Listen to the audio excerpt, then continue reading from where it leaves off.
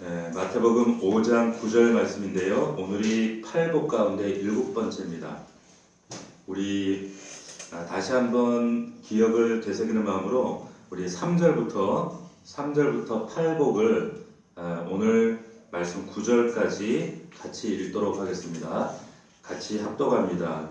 시작. 심령이 가난한 자는 복이 있나니 천국이 그들의 것이며 애통하는 자는 복이 있나니 그들이 위로를 받을 것이며 온유한 자는 복이 있나니 그들이 땅을 기업으로 받을 것이며 의에 줄이고 목마른 자는 복이 있나니 그들이 배부를 것이며 긍휼히 여기는 자는 복이 있나니 그들이 긍휼히 여김을 받을 것이며 마음이 청결한 자는 복이 있나니 그들이 하나님을 볼 것이며 화평하게 하는 자는 복이 있나니 그들이 하나님의 아들이라 일컬음을 받을 것이며.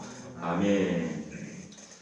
화평하게 하는 자는 이와 같은 제목으로 하나님 말씀 함께 은혜를 나누도록 하겠습니다.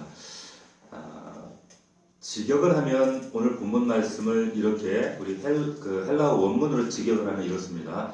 복 있는 자여 마카리오스 이렇게 시작돼요. 감탄문입니다.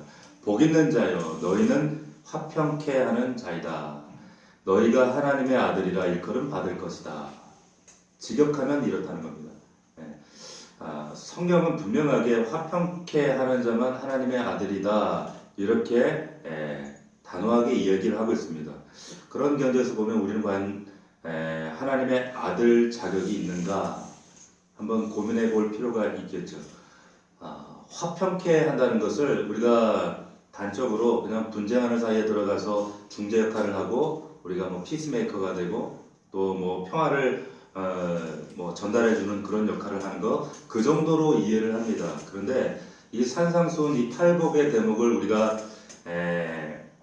자세히 살펴보면 세상에 뭐 단순히 피스메이커가 되라 이런 의미가 아닙니다.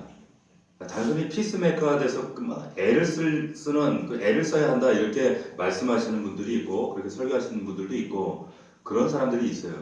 그런데 거기 대표적인 사람이 마하트마 간디 같은 사람이죠. 간디가 이 마태복음 이 8복 산상수훈의 말씀을 보고 비폭력 무저항의 평화 전도사가 된 겁니다. 간디가 죽는 날까지 매일 아침마다 변함없이 가장 먼저 읽었던 게 이 본문 말씀이에요. 이 산상수훈을 읽고 이 말씀대로 적용하려고 부단히 애를 썼던 사람입니다. 그런데 그 사람이 진짜 화평케 하는 자예요. 성경에서 말하는 그 화평케 하는 자입니까? 세상 가치관으로 보면 간디는 화평케 하는 자가 맞지요. 근데 주님이 그런 종류의 지금 행함을 말씀하시는 건가? 산상수훈 이 8복은 말씀드리지만 예수 그리스도 안에 있는 저와 여러분들 복동이라고 그랬죠. 그러니까 그리스도인들 성령 받은 사람들에게서만 나타나는 특별한 반응이고 특별한 증상이라고 오늘날의 현실이라고 말씀드렸어요. 이것을 잘 기억하셔야 됩니다. 간디는 힌두교인입니다. 그러니까 지금 예수님께서 말씀하시는 화평케 한다는 이 말씀이 간디가 행한 그런 종류의 것은 아니다라는 것이 우리가 상식적으로만 생각해도 자명해지는 것이죠. 자, 그렇다면은 화평케 한다는 게 뭔가? 화평케 한다는 게 뭔가? 단순히 사람 사이에 내가 피스메이커가 된다 뭐 이런 의미인가?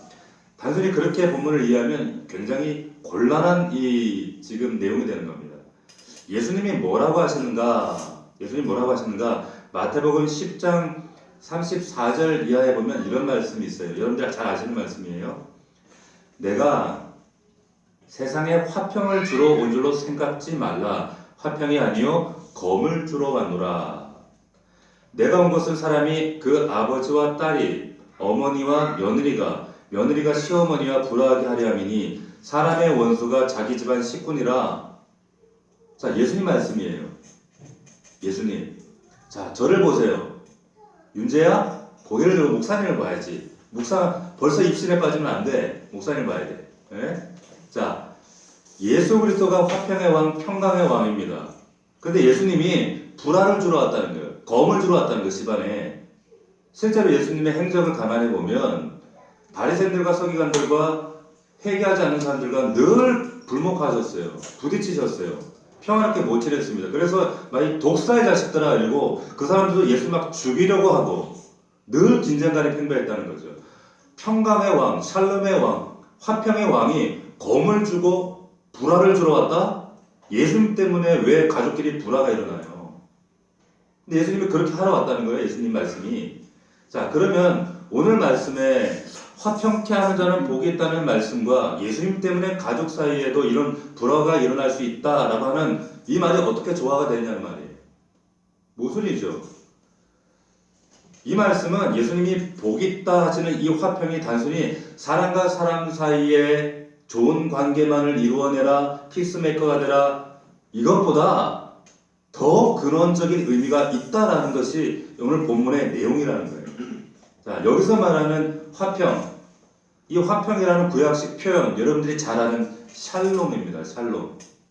이 샬롬. 그런데 이 신약의 표현으로는 에이레네 이렇게 얘기를 해요.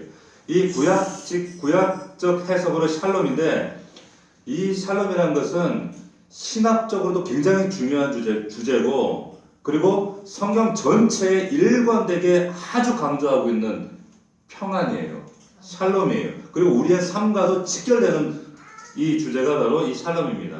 근데 이 샬롬을 성경에 뭐라고 얘기하는가 하면 이사야 9장 6절에 이런 말씀이 있습니다. 잘 들어보세요. 성경에서 말하는 평안이 뭐냐, 화평이 뭐냐. 이는 한 아기가 우리에게 낳고 한 아들을 우리에게 주신 바 되었는데 그 어깨는 정사를 메었고 이름은 기묘자라 모사라 전능하신 하나님이라 영존하시는 아버지라 평강의 왕이라 할 것임이라. 누가 얘기를 하는가? 이사야가 600년 후에 오실 예수 그리스도를 바라보며 예언한 내용이에요. 예수 그리스도가 평강의 왕이다. 자, 그러면서 정사와 평강의 더함이 무궁하며 또 다윗의 위에 앉아서 그 나라를 굳게 세우고 자금 이후 영원토록 공평과 정의로 그것을 보존하실 것이라. 만군의 여호와의 열심히 이를 이룰 것이니라. 이렇게 얘기했어요. 무슨 말이냐면 평강, 평화가 얘기되고 있는데 무엇이 그것을 이루는가? 여호와의 열심히 그것을 이룬다는 거예요. 사람이 아니에요. 우리가 아니라는 거예요. 이 화평은 인간이 해내는 것이 아니라 하나님만 하실 수 있는 것이다 얘기하는 겁니다. 간디가 하는 게 아니란 말이에요. 평화주의자들이 하는 게 아니란 말이에요. 미가서 5장 2절에도 똑같은 말이 나오는데 베들레헴 에브라다에 너는 유다 족속 중에 작을지라도 이스라엘을 다스릴 자가 내게서 내게로 나올 것이다. 그의 근본은 상고의 테추엔이라 메시아를 예언하는데 5절에 이렇게 얘기합니다. 이 사람은 우리의 평강이 될 것이다. 누가요? 누가? 예수 그리스도가 평강이라는 거예요.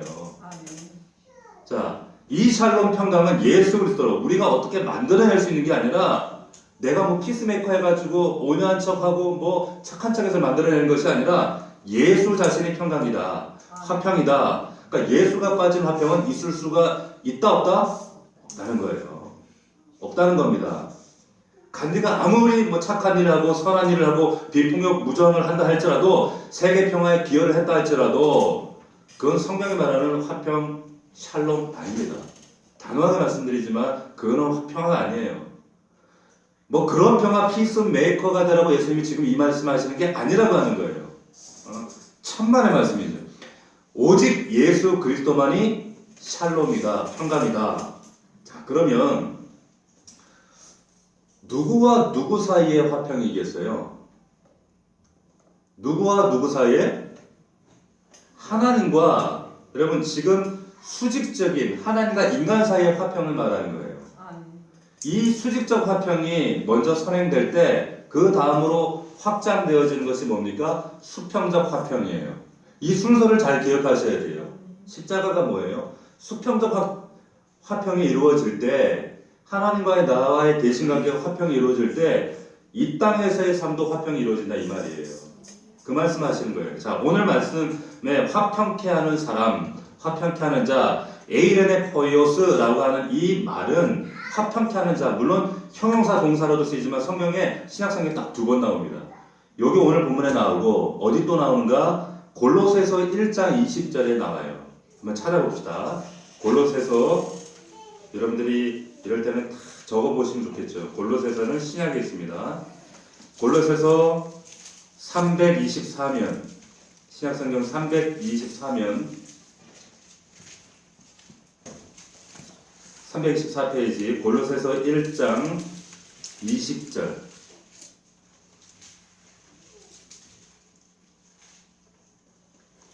자, 골로새서 1장 20절입니다. 자, 제가 읽을 테니까 눈으로 따라오세요. 골로새서 1장 20절입니다.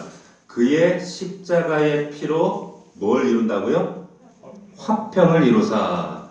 화평을 이루사. 그러니까 지금 화평은 십자가로만 이루어져요. 예수 그리스도.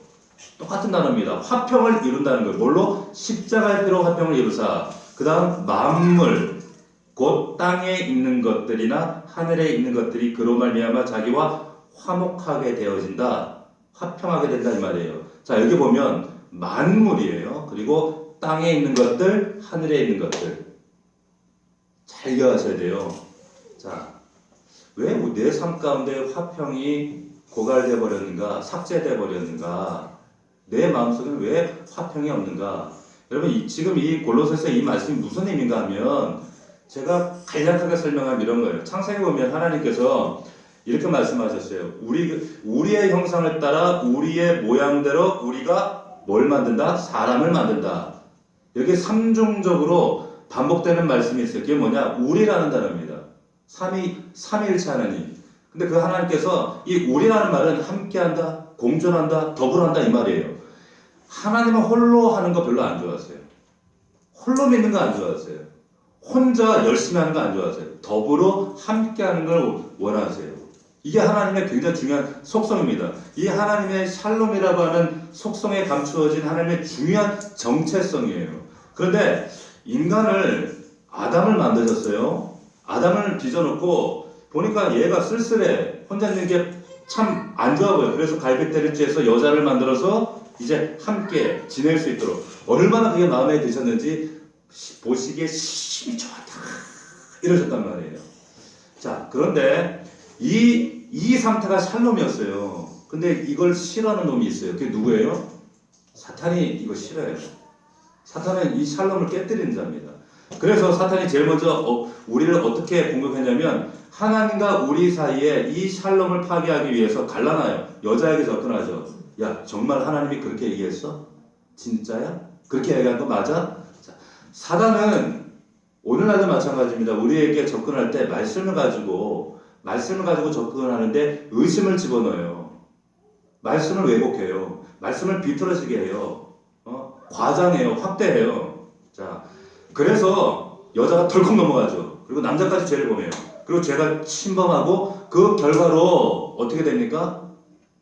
하나님과 관계가 틀어지고 깨어지고 아담과 하와 사이도 관계가 비틀어지고 깨어지고 샬롬이 사라져버린 거예요. 이게 죄의 결과입니다. 그래서 인류의 역사상 늘 세 가지가 따라오는 거예요. 잘 보세요. 오늘날도 마찬가지입니다. 인류의 가장 보편적인 문제는 뭐냐면 하나님과 나와의 관계, 인간관계가 끊어져 버린 거예요. 비틀어져 버린 거예요. 자, 거기서 발현된 현상이 뭐냐면 먼저 말씀의 창세기 보면 인간 내면 안에 내부 분열이 생겼어요. 혼란이 생겼어요. 혼란이 생깁니다. 정체성이 흔들리고 갈팡질팡 우리 내 마음 나도 몰라. 진짜 사람만큼 모르겠는. 저도 목회하고 사람을 다루는 사람이지만 사람의 마음만큼 정말 다루지 못할 대상이 없어요. 도무지 해석이 안 돼요. 인간학을 다루는 학문도 있잖아. 근데 답이 없습니다. 인간은 갈팡질팡. 그 분열되고 깨어진 인간 마음 안에 정신이 분열되고 정신병이 오고 분열이 일어나고 말 못하는 그런 혼란이 이루어졌어요. 이게 인류의 상태입니다. 세 번째 나타난 현상이 그런 내부 분열 혼란으로 인해서 옆 사람하고 관계가 깨어지는 거예요. 사람 사이의 관계가 다 끊어져요. 깨지고 비틀어지고 가정이든 교회든 어디든 여러분 정상적이지 못한 관계다. 이건 사단의 농락입니다. 더구나 믿는 사람들 사이에 관계가 뭔가 틀어진다? 이건 사단의 장난이에요. 거기서 멈추는 게 아니죠. 분열된 이 인간의 내면 세계를 통해서 욕망이 과잉되고 상실이 차지하고 하나님께 제친 이 피조 세계가 이런 원인으로 엉망이 돼버리는 거예요. 엉망진창이 돼버립니다. 그 분열된 인간의 마음으로 그 분열된 인간의 심상으로 토해낸 결과가 뭐예요? 지금 오늘날의 이 문명의 결과예요. 환경 오염, 대기 오염, 그리고 인간 심상의 파괴. 요즘 뉴스를 보니까 참 기가 막힌 뉴스예요. 요즘 최근에 제가 볼 때마다 어처구니가 없어요. 아이를 학대해서 애가 죽었는데 애 엄마가 유전자 조사해 보니까 엄마가 아니라 자매예요. 알고 봤더니 외할머니가 엄마였어. 야, 세상에 이런 어처구니 없는 사건이, 이런 일이 비일비재하단 말이에요. 아니, 인간으로서 어떻게 그런 아이를 집에 놔둬서 학대해서 죽일 수 있나? 더군다나 그건 또 할머니가 지 자식인데 딸하고 바꿔치기 해가지고, 이게 왜 이런 결과들이 생깁니까? 죄악의 근거예요. 죄악의 결과란 말이에요. 내면의 혼란과 분열로 거기에 토해낸 문명의 결과들이 이렇다는 거고, 문명도 역사도 과학도 발전하는데 날마다 나타나는 것은 이런 타락의 결과, 무서우리만치 타락하는 인간의 심성들, 무자비한 황폐, 오염, 이런 것들이라는 거예요. 자, 그런데 오늘 골로새 기자가 이런 얘기를 하는 거예요. 십자가의 피로 화평을 이룬다는 거예요. 십자가의 피로 만물, 곧 땅에 있는 것들이나 하늘에 있는 것들이 그 피로 말미암아 화목하게 되기를 기뻐하신다는 거예요. 여러분, 예수님이 이 땅에 오신 목적은 근본적인 이 샬롬, 화평을 위해서. 그래서 모든 세계 평화는 예수 그리스도의 십자가를 통하지 않고는 이루어지지 않습니다. 절대 이루어지지 않아요. 가장 본질적인 인간과 하나님과의 관계 화평이 이루어지면, 이 관계가 회복될 때, 여러분들의 삶에도 이것이 회복될 때 자동적으로 순차적으로 모든 필요세계가 질서를 회복하고 샬롬이 찾아지도록 되어져 있어요. 반드시 그렇습니다. 그러니까 여러분, 화평케 한다는 건 뭐 남들을 평화롭게 해주고 뭐 중재해주고 뭐 평화주의자가 되고, 그게 아니라 예수님께서 십자가 죽으셔서 화평케 하신 것처럼 그렇게 십자가 지고 나도 화평케 하는 자로, 그 화평이 수직적인 화평이 수평적으로 확장되어져 가는 것, 이게 화평입니다. 이게 샬롬입니다. 할렐루야. 이해가 되세요? 세계 문선명과 간디가 말하는 이런 화평 아니라는 거예요. 로마서 5장 1절입니다. 그러므로 우리가 믿음으로 의롭다 하심을 얻었은즉 우리 주 예수 그리스도로 말미암아 하나님으로 더불어 화평을 누리자. 화평을 누린다는 것은 나만 가지고 있는 게 아니에요. 화평을 확장해 가란 말이에요. 자, 그러면 하나님과 어떻게 화평을 누려요? 여러분 지금 화평하세요? 화평하세요? 옆 사람 한번 얼굴 한번 보세요. 화평한 얼굴인가?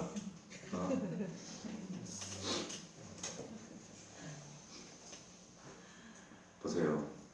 인간이 선악과 입에 물고, 결국에 이 선악과를 내가 먹었다, 이 말은 뭐냐면, 하나님이 세우신 기준이 아니라 선악이라는 판단 기준을 내가 자율적으로 내가 흔들겠다, 이 말은 뭐예요? 하나님 기준 필요 없고 내가 기준 삼겠다. 이건 뭡니까? 내가 주인 되겠다, 내가 왕 되겠다, 하나님 필요 없다. 이 자주 독립선언, 자율성을 발휘하면 내가 살아가는 것, 이걸 뭐라 그래 성경은? 이걸 타락이라고 얘기하는 거예요. 이걸 죄라고 얘기하는 거예요. 이것이 인간 안에 만연할수록 인간은 극도의 개인화로 달려갈 수밖에 없어요. 오늘날의 현실이 그런 겁니다. 그래서 이런 세상의 타락을 막을 수 있는 건 그래서 기독교 복음밖에 없다는 거예요. 보세요. 여러분, 그래서 샬롬이라는 이 단어를 이 단어적 정의로 규명을 하면 첫 번째는 관계적 개념입니다. 하나님과 나 사이의 관계, 이걸 얘기해요. 이 관계가 회복되는 걸 화평이라고 얘기를 해요. 관계가 회복이 되면 두 번째 따라오는 것이, 두 번째 이 샬롬의 정의가 뭐냐? 완전하다, 충족하다, 이 상태가 되어지는 거예요.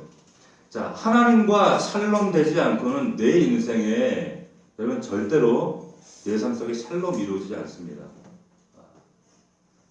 그러니까 간혹 이런 분들이 있어요. 목사님, 내 삶 속에 샬롬이 회복되면 교회 나갈게요. 그러니까 이걸 지금 거꾸로 생각하고 있는 거죠. 내 삶에 샬롬이 없기 때문에 하나님 앞에 나오는 거예요. 하나님 앞에 샬롬이 회복되기 위해서 예배하는 겁니다. 그럴 때 이 땅에 샬롬이 회복되어지는 거예요. 여러분, 구약 성경에서 정말 이 샬롬을 가장 기가 막히게 정의해 놓은 시인이 있어요. 누굴까요? 다윗이에요. 제일 먼저 떠오르는 시편이 뭐예요? 23편 보세요. 뭐라고 얘기했습니까? 여호와는 나의 목자시니 내가 뭐가 없으리로다? 부족함이 없으리로다. 거기에 이 샬롬에 대한 정의를 완벽하게 정의해 놨어요. 여호와가 나에게 누가 됐어요?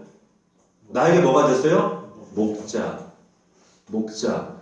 무슨 관계 회복입니까? 목자와 양으로서의 화평의 관계 회복이 되어지는 거예요. 그러면 여호와를 나의 목자로 고백할 수 없는 관계가 회복이 되면 그 다음에 따르는 결과가 뭡니까? 내가 부족함이 없다는 거예요. 부족함이 없다는 거예요. 자, 그 결말은 내가 여호와의 집에 영원히 거하리로다. 시편 23편 1절만큼 이 샬롬을 가장 완벽하게 정의해 놓은 말씀이 없다라고 저는 생각이 들어요. 가장 완벽한 말씀이에요. 여러분들 마음이 지금 엉키고 답답하고 우울하고 분노가 있고 뭔가 괴롭고 관계 설정이 어렵고 이럴 때마다 여러분들이 하셔야 될 게 뭐냐면 이때마다 조용히 입 밖으로 시편 23편 1절 말씀을 선포하고 외쳐보세요. 여호와는 나의 목자시니 내가 부족함이 없으리로다. 여호와는 나의 목자시니 내가 부족함이 없으리로다. 시작. 여호와는 나의 목자시니 내게는 부족함이 없으리로다. 이거 여러분들 외쳐보세요. 놀라운 내 안에 샬롬이 찾아옵니다. 샬롬이 내 안에 이루어져요. 여러분 예수님께서 이렇게 말씀하셨어요. 요한복음 14장 27절에 보면 내가 너에게 뭘 끼치노니 뭘? 평안을 끼치노니 그랬어요. 평안을. 내가 주는 평안은 세상이 주는 것 같이 아니하니라. 두 가지 평안을 얘기하셨습니다. 여기에 내가 너에게 뭘 끼친다? 평안을 끼친다는 거예요. 예수님 평안이에요. 그런데 예수님의 평안은 세상이 주는 것 같지 않다. 이 말은 세상이 주는 평안도 있다는 거예요. 세상이 주는 평안은 뭡니까? 진통제 같은 거예요. 마약 같은 거예요. 그러니까 남영유업 그 딸처럼 계속 그런 거 맞는 거죠. 그렇게 세상적으로 다 가진데도 마약하는 거예요. 여러분 예수님의 평안은 세상이 주는 것과 같지 않다는 거예요. 어떤 차이점이 있을까요? 세상이 주는 평안과 예수님 주는 평안은 여러분 세상이 주는 평안은 예를 들면 이런 거예요. 세상이 주는 평안은 예를 들면 돈 없는 사람이 돈 생기면 평안해져요. 사업이 안 되는 사람이 사업 잘 되면 평안해져요.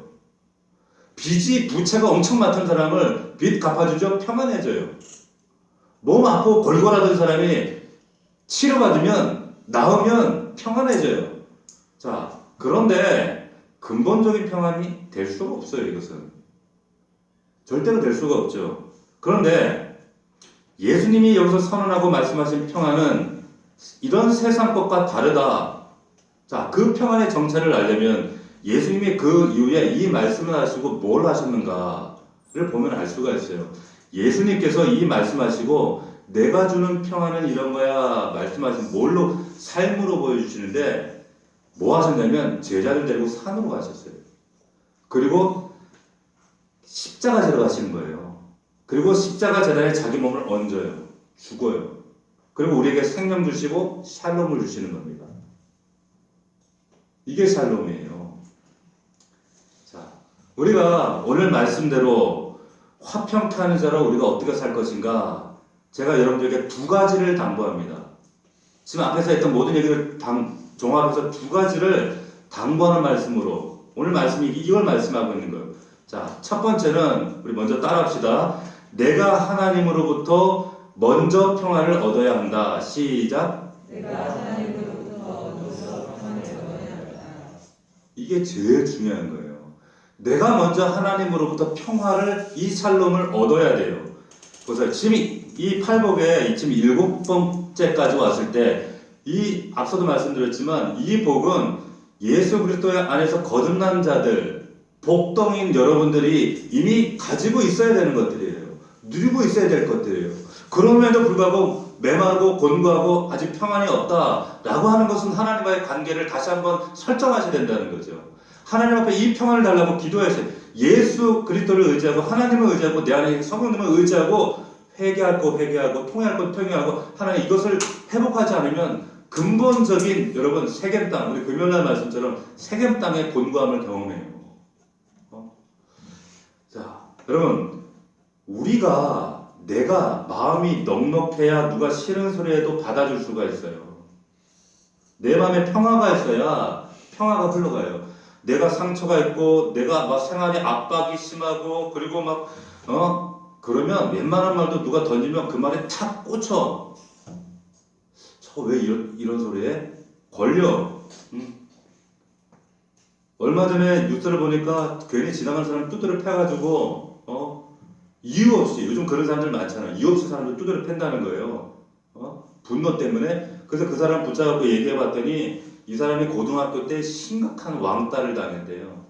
왕따를 돼가지고 정신적인 외상, 트라우마까지 있었는데 이 사람을 그 일기장을 보니까 늘 그런 상처, 원망, 분노, 자기가 자살하지 않은 게 다행이라고 막 이렇게 얘기를 하는 거예요. 왜? 고등학교 때 그 학교에서 당했던 학폭, 왕따, 이런 학생 시절 받았던 그런 정신적 상처, 갈등, 이걸 마음에 담고 살면서 왕따의 경험이 성장하면서 이게 직장 생활까지, 가정 생활까지, 이웃까지 정상적인 범위까지 이걸 다시 회복되지 못했다는 거예요.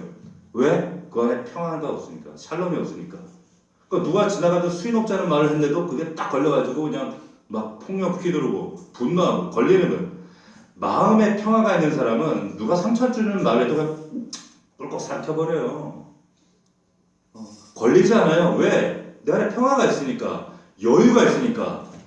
내 안에 복닥거리고 상한 마음이 있고 상처가 있고 막 여유가 없고 이러면 와이프가 별거 아닌 말 했는데 가지고 버럭 이러고, 남편이 별거 아닌 말 했는데 그냥 버럭하고. 부부지간에 싸우는 거 보면은 뭐 남북의 통일 문제로 싸우는 거 그런 거 가지고 안 싸우면 맨날 뭐 반찬이 짜니 뭐 말찬이 이거밖에 없는 이런 거 가지고 싸우잖아요. 그런 게 다 걸린다니까. 왜? 내 안에 그 샬롬이 없기 때문에. 근데 성경이 무턱대고 너희들 그냥 화평케 해. 하나님께서 예수부터 피를 흘리면 너에게 화평을 부어 주었으니까 너희들 그 화평으로 살아. 그게 아니에요. 그게 아니라 그리스도가 내 안에 들어와서 성령으로 정말 거듭나면 반드시 그 마음속에 이루어지는 확실한 증거는 평안입니다. 이 평안은 내가 만들어내는 평안이 아니에요. 하나님과 나 사이에 예수 그리스도로 말미암아 평화가 이루어졌을 때, 화평이 이루어졌을 때 하나님이 내 안에 부어주시는 강같은 평화가 나를 통해 흘러가는 거예요. 그래서 복잡하고 상한 모든 내 주변들이 회복이 되고 화평이 이루어지고 그 마음이 끊임없이 선순환되어지는 겁니다. 믿습니까? 이런 은혜가 있기를 주의 이름으로 축원합니다. 이 평안함 때문에 그리스도인들 누가 어려움이 와도 환난이 와도 누가 싫은 소리 해도 의연하게 아무렇지도 않게 온유하게 이겨낼 수가 있는 거예요. 그걸 보니까 세상 사람들 그 모습을 발견하고는 나랑 다르네? 저 사람은 왜 저렇게 의연하지? 그러면서 여러분들 모습을 통해 사모하는 마음을 갖게 되는 거예요. 나 같으면 절망했을 텐데, 나 같으면 힘들었을 텐데 어떻게 저렇게 의연하지? 자유하지? 여러분, 제가 아주 존경하는 분 중에 이분의 어린 시절을 여러분들 들어보면 이런 경험을 하고도 어떻게 살까 이런 마음 들 정도로 너무 비참하고 어려운 삶을 살았던 분이에요. 이분이 어릴 때, 중학교 때 갑자기 아버지가 돌아가셨어요. 갑작스럽게 사업 잘하시고 왕성하게 중학교 때 젊은데 아버지가 돌아가셨어요. 성대를 다 놔두고. 그러고 나서 얼마 있다가 학교 운동장에서 축구를 차다가 갑자기 축공이 빡 날아갔는데 얼굴을 맞아가지고 그 뇌출혈을 해가지고 눈을 실명해 버린 거예요. 이분이. 그 충격으로 어머니가 그 귀한 아들이 눈을 실명해 버리니까 얼마나 어머니가 남편 죽은데 그 아들까지 실명해 버렸어요. 그 어머니가 충격으로 돌아가 버리신 거예요. 그 가정을 남매들을 먹여 살려야 되는데 그 누나가 대신해서 일을 하다가 과로로 누나가 죽었어요. 이게 3년 안에 이루어진 일이에요. 여러분 이런 일 겪으면 사람이 정상적으로 이게 제정신으로 살겠어요? 그 안에 어떻게 샬롬을 가지고 살아가요?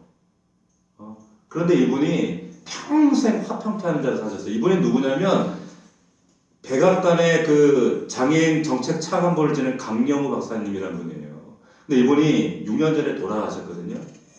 근데 이 돌아가실 때 3개월 시한부 판정을 받고 돌아가셨어요. 참 이분의 책을 보면 이런 사람이야말로 정말 그리스도인이다.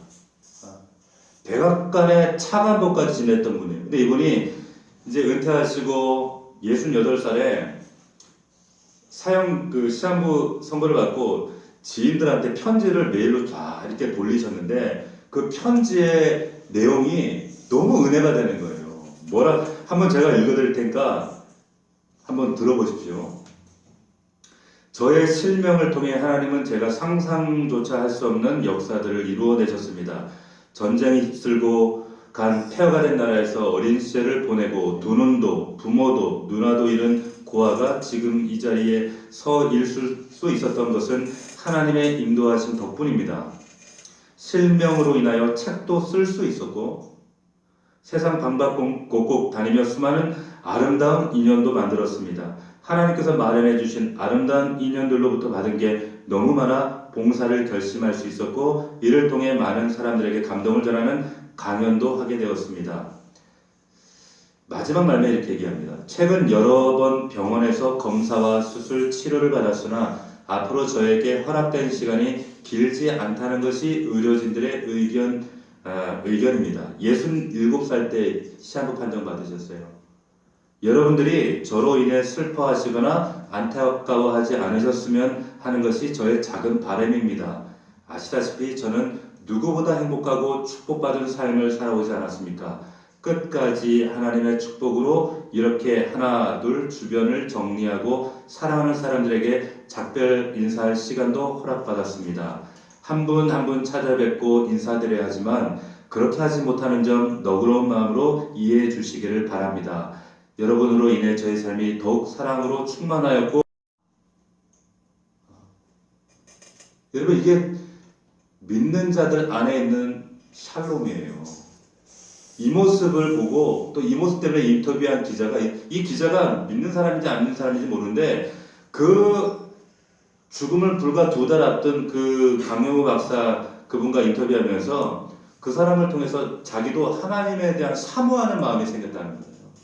사모하는 마음이 생겼다는 거예요. 이게 수직적 화평이 수평적으로 확장되어져 나가는 겁니다.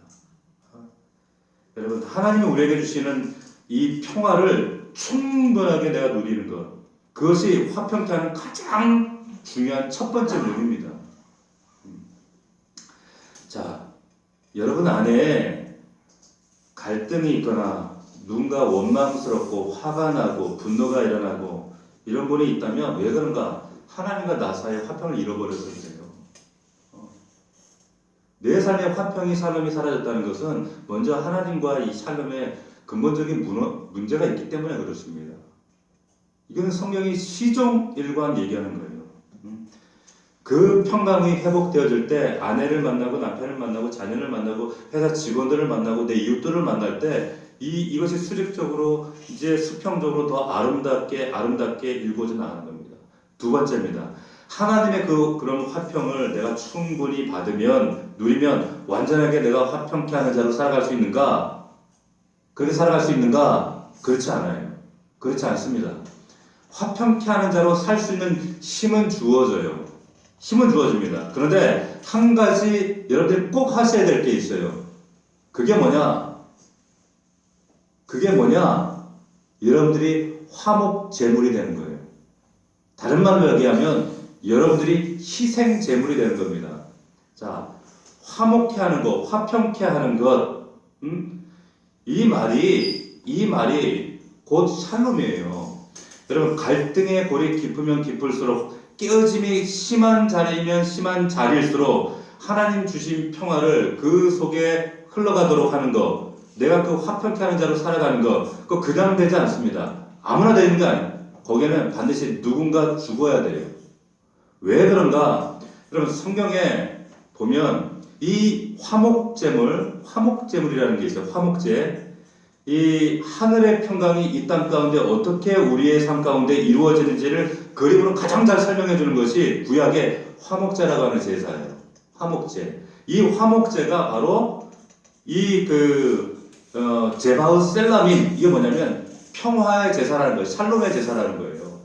근데 이 샬롬의 제사, 이게 뭐냐면 로마서 3장 25절에 이렇게 말씀하고 있어요. 이 예수를 하나님이 그의 피로 인하여 믿음으로 말미암는 화목 제물로 세웠다는 거예요. 예수 그리스도를 화목의 제물, 희생 제물로 삼았다라고 말씀하시는 거예요. 이것 때문에 우리의 죄를 하나님께서 간과하셨다 말씀하십니다. 자, 그런데 이 화목제에 대한 규례가 레위기 3장에 나오는데 뭐라고 얘기하는가? 이 화목제 제바우 셀라힘이 평화의 희생물이다. 평화를 위한 희생물이라는 거예요. 이 제물이. 그런데 이 화목제물을 드려지는 이 레위기의 규례를 보면 그 화목제물을 하나님께 올려드리는데 거기에 기름과 그리고 간과 콩팥에 있는 기름 그리고 껍데기에 있는 기름, 이것은 불을 태워드려라. 기름을 절대 버리면 안 돼요. 하나님께서 비계를 좋아하시는가 보다. 기름을 좋아하시는가 보다. 왜 하나님께서 기름을 태워드리는가? 하나님께서 왜 기름을 기뻐 받으시는가? 그 기름이라는 단어가 기름 부음 받은 자 메시아를 뜻한단 말이에요. 그래서 기름은 절대 버리면 안 되는 거예요. 태워야 돼요. 하나님께 드려지는 예물은 메시아밖에 없다 이 얘기하시는 거예요. 자, 그게 화목 제사예요. 희생하는 제물이라는 거예요. 자, 우리가 고린도후서 5장 17절 말씀을 찾아보겠습니다. 고린도후서 5장 17절 말씀 신약성경 291면에 있습니다. 고린도후서 5장 17절 말씀 291면 제가 읽겠습니다. 그런즉 누구든지 그리스도 안에 있으면 새로운 피조물이라 이전 것은 지나갔으니 보라 새 것이 되었도다. 이 새 것이 복덩이라 이 말이에요. 여러분들 똑같은 말이에요. 18절 읽습니다. 시작. 모든 것이 하나님께로 났나니 저가 그리스도로 말미암아 우리를 자기와 자 여기까지. 자, 모든 것이 하나님께로 났으며 그가 그리스도로 말미암아 우리를 자기와 화목하게 하시고 수직적 화평을 말씀하시죠. 근데 누구로 말미암아? 예수 그리스도로 말미암아. 자기가 여기 누구예요? 자기가 하나님과 우리를 화목하게 하신단 말이에요. 또 우리에게 화목하게 하는 뭘 주셨다 그래요? 직분을 주셨다는 거예요. 화목하게 하는 직분. 화평케 하는 자의 직분을 주셨단 말이에요. 자, 이 말은 너희들이 이 땅에 살아가면서 예수의 십자가의 삶 그대로 너희들이 재현하란 말이에요. 화목 제물, 희생 제물, 너희가 희생 제물이 되어야 한다 이 말이에요. 이게 화목케 하는 직분이다. 19절 말씀 시작. 이는 하나님께서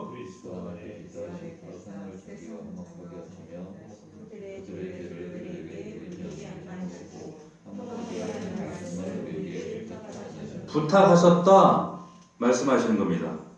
그러므로 우리가 그리스도를 대신하여 사신이 되어 하나님이 우리를 통하여 너희를 권면하신 같이 그리스도를 대신하여 간청하여 너희는 하나님과 화목하라. 그리고 그 화목을 너희가 희생 제물이 돼서 그렇게 또 액츄얼라이징 하라는 거예요. 실현하라는 거예요. 실제화하라는 겁니다.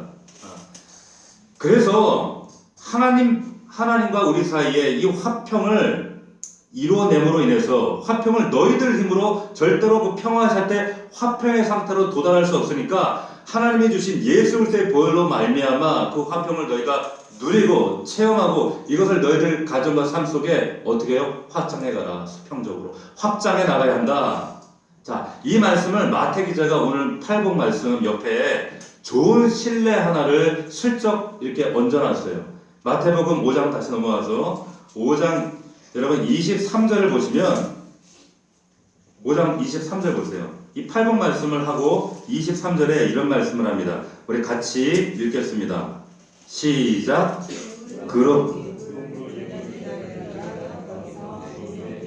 원망 들을 만한 일이 생각나거든 예물을 제단 앞에 두고 먼저 가서 형제와 뭐하고? 화목하고 그 위에 와서 예물을 드리라. 자, 여기 잘 보세요. 보통 여러분 원망은 윗사람이 합니까? 아랫사람이 합니까? 네? 아랫사람이 하죠. 아랫사람이라는 말은 약자라는 얘기예요. 여기 약자라는 얘기예요. 약자가 원망을 해. 근데 예배 드리다가 자기보다 힘이 없는 약자에 의해서 내가 원망 드릴 만한 일이 생각나거든 먼저 예배를 드려라가 아니죠.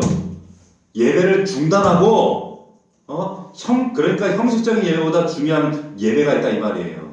그 원망을 들을 만한 그 약자에게 형제에게 가서 오늘 성경 24절 예물을 제단 앞에 두고 먼저 가서 형제가 뭐하고? 화목하라는 거예요. 이게 희생이에요.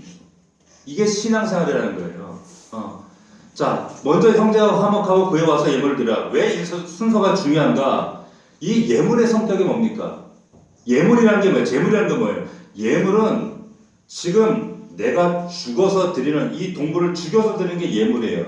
여기에 내포되어 있는 의미는 죽었다라는 것. 예수 그리스도가 희생제물이 돼서 죽으신 것처럼 나도 이 예물처럼 나도 죽어서 나를 드립니다라고 하는 고백이에요. 그런데 이게 예배자의 첫 번째 고백인데 그 예배자가 그런 예물을 드리면서 정작 성소 밖에서는 사람들과의 관계가 비틀어지고 깨어지고 그래서 그 깨어진 관계는 밖에 있는데 형식적으로 안에 와서 하나님께 예배한다? 이건 말이 안 된다는 거예요.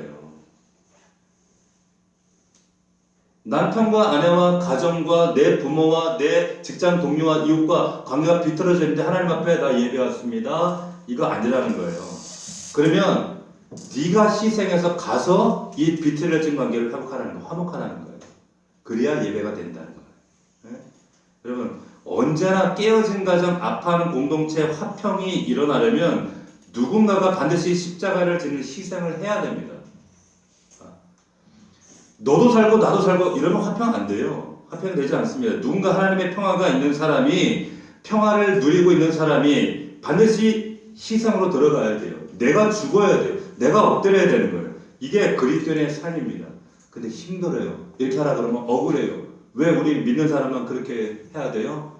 그러지 않으면 여러분 진짜 샬롬이 안 이루어져요.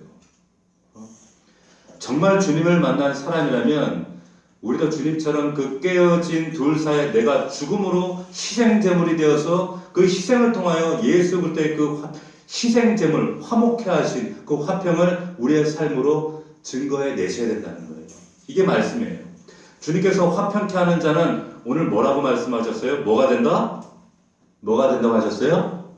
하나님의 아들이라 일컬음을 받을 것이다. 하나님의 아들이 된다는 거예요.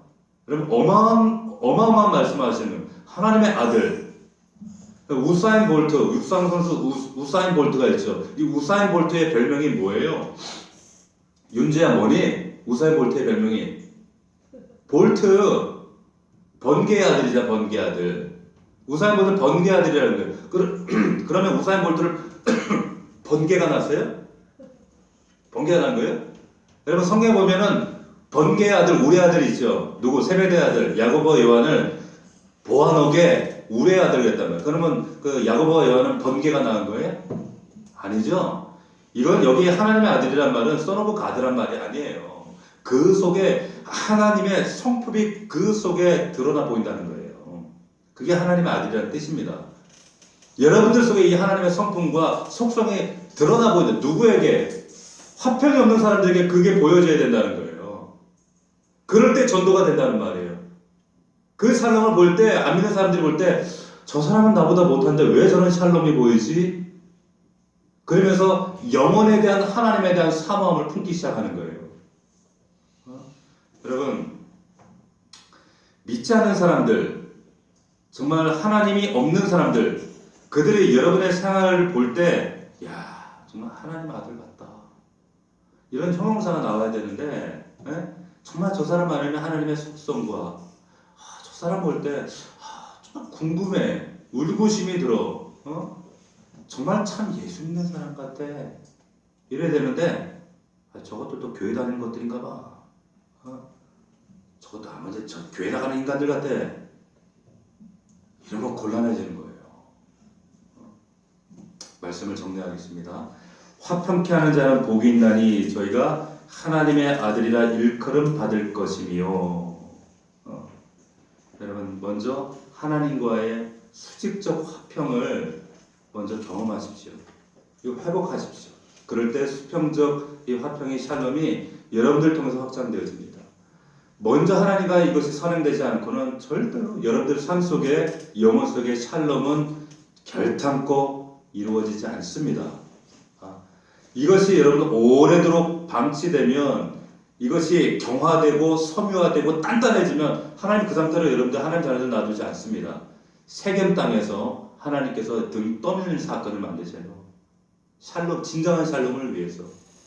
다시 한번 이 말씀이 여러분들 삶 가운데, 걸음 가운데 정말 귀한 화평을 향한 디딤돌이 될 수 있기를 주의 이름으로 축원합니다. 축원합니다. 기도하겠습니다. 이 시간 우리 1분간 기도할 때 하나님 화평케 하는 자가 복이 있나니 하나님의 아들이라 일컬음 받는다고 했습니다. 하나님 내 안에 그 샬롬을 허락하여 주시옵소서. 내 안에 이 하나님께서 하나님과 나와의 관계 안에 이 샬롬이 없다면 우리 가정에 우리 자녀의 내 삶의 주변의 어느 자리에도 이 샬롬은 임할 수 없습니다. 여전히 이 선한 바를 내가 입에 물고 내가 주장하며 내가 내 삶의 중심이 되겠다고 하는 이 고집과 아집을 하나님 앞에 내려놓을 수 있도록 도와주시옵시고 하나님과의 화평을 이루게 하셔서 이 하나님과의 수직적 화평을 통하여 이 땅 가운데 샬롬을 화평케 하는 자로 살아낼 수 있는 우리 믿음의 종들이 될 수 있도록 도와주시옵소서. 하나님 내가 희생하지 않으면 나 또한 예수 그리스도처럼 화목제물이 되지 않으면 희생제물이 되지 않으면 이 화평은 경험될 수 없습니다. 아버지 하나님 내가 희생할 수 있도록 도와주옵소서. 우리 간절한 마음으로 우리 1분간만 통성으로 기도하겠습니다. 살아계신 아버지 하나님 은혜와 사랑을 감사함을 드립니다.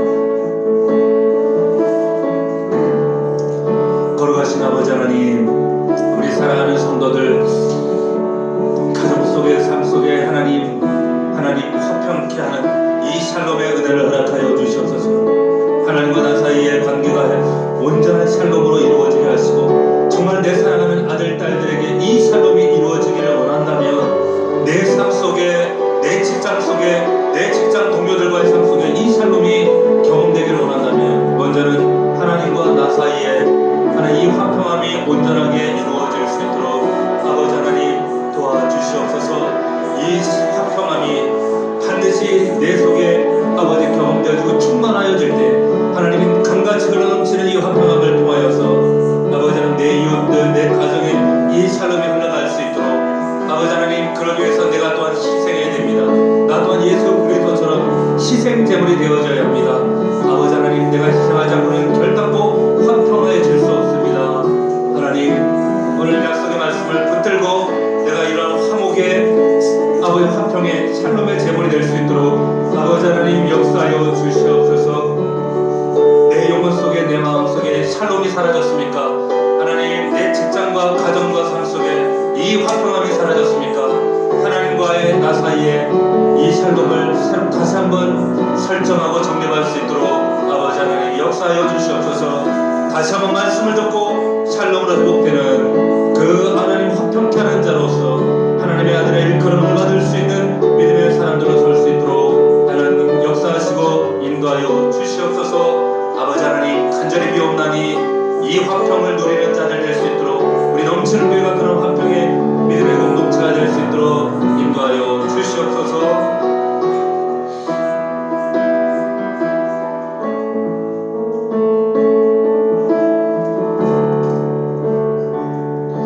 화평케 하는 자는 복이 있나니 그들이 하나님의 아들이라 일컬음을 받을 것이며.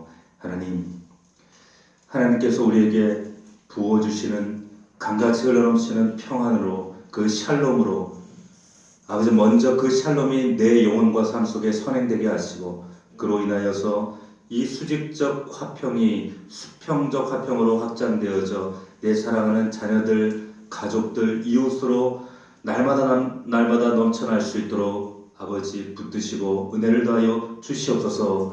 새롭게 관계를 점검하게 하시고 설정하게 하셔서 하나님 이 샬롬을 우리의 영혼 가운데 삶 속에 간증하는 자들로 살아갈 수 있도록 인도하여 주옵소서.